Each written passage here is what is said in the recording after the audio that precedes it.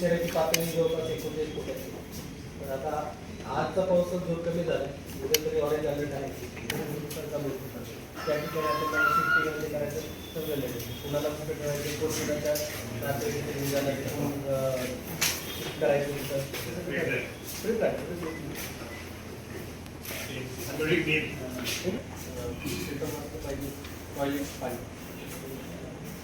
चाऱ्यासाठी पण already rate आमच्या लोकांनी डिसाईड केले अलर्ट आहे.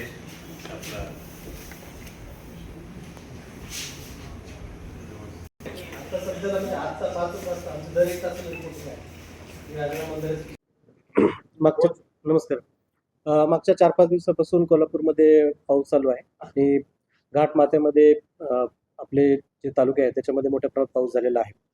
तर त्या अनुषंगाने आतापर्यंत जून आणि जुलैचा विचार करता आपल्याकडे 64% पाऊस पडलेला आहे आणि त्या अनुषंगाने आपल्याकडे राजाराम बंधारा याची आज रोजीची 5 वाजताची पातळी जी आहे ते 33 फूट 10 इंचाची आहे आणि राजाराम बंधाऱ्याची इशारा पातळी ही 39 फुटाची आहे आणि धोका पातळी ही जवळपास 43 फुटाची आहे.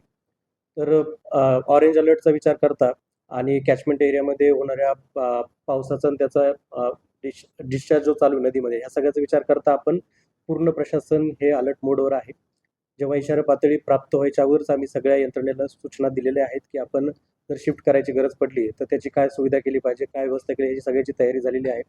आज रोजी पंचगंगेचं पाणी शहर एरियामध्ये नदीपात्राच्या बाहेर आलेलं आहे, परंतु कोणत्याही रहिवासी भागामध्ये अफेक्ट झालेलं नाही किंवा कुणालाही आपल्याला शिफ्ट करायची आज गरज पडलेली नाही. पूर्ण प्रशासन अलर्ट असून त्यासाठी पूर्ण खबरदारीने आम्ही तयारी आहोत.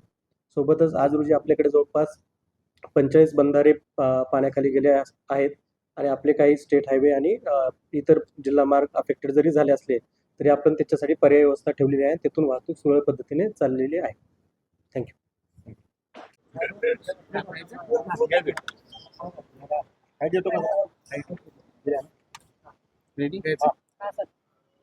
महाराज, आपण आज कलेक्टरांसोबत बैठक केलेली आहे. काय कोल्हापूर जिल्ह्यातल्या पावसाची परिस्थिती आहे, पूर येण्याची भीती आहे का, काय माहिती दिली आपल्याला?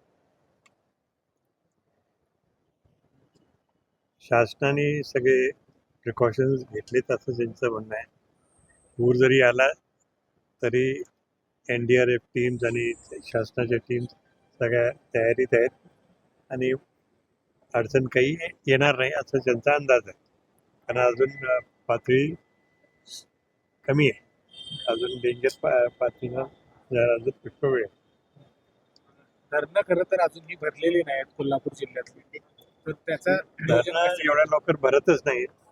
सगळ्यात लवकर भरतंय म्हणजे आपलं साधारण धरण 23 जुलै अखेरला भरण्याची अपेक्षा असते किंवा ऑगस्टच्या सुरुवातीला. बाकीचे त्याच्यानंतरच भरतात. म्हणून अजून त्या क्षेत्रामध्ये धरणांच्या क्षेत्रामध्ये पाऊस किती जरी झाला तरी अजून सोसेल. जर पूर परिस्थिती निर्माण झाली तर काय आपण या ठिकाणी सूचना केलेल्या आहेत स्थलांतरणाच्या किंवा जनावरांच्या संदर्भातल्या, त्यांच्या चाराच्या संदर्भात? स्थलांतराच्या सूचना त्यांनी केलेल्याच आहेत असं आत्ताच सांगितले आम्हाला.